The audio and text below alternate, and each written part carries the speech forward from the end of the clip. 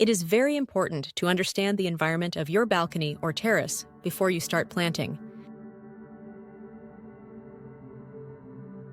Today, we will focus on evaluating your space to ensure that your garden thrives in its own unique conditions.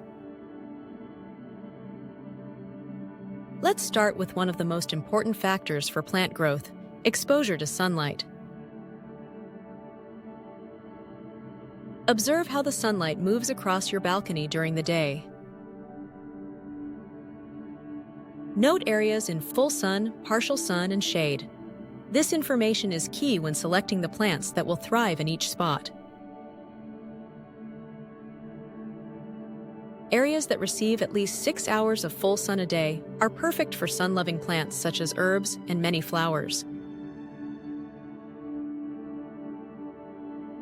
Areas in partial sun are better for plants that prefer indirect light, while shady spots are ideal for shade-tolerant species. Now let's talk about exposure to wind. Wind can dry out plants and even damage them if they are not protected. Determine the prevailing wind direction on your balcony. If your space is exposed to strong winds, consider using windscreens such as trellises or tall plants to protect more delicate plants. Now let's assess the size of your balcony or terrace. Measure the length, width, and height clearance to understand how much space you need to work with. Knowing your space will help you decide where to place plants and furniture and ensure that everything fits comfortably without overcrowding.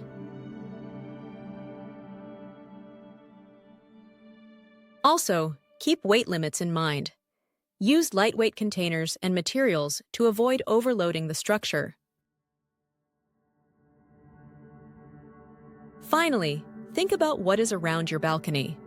Walls can provide protection against the wind, but they can also create shade.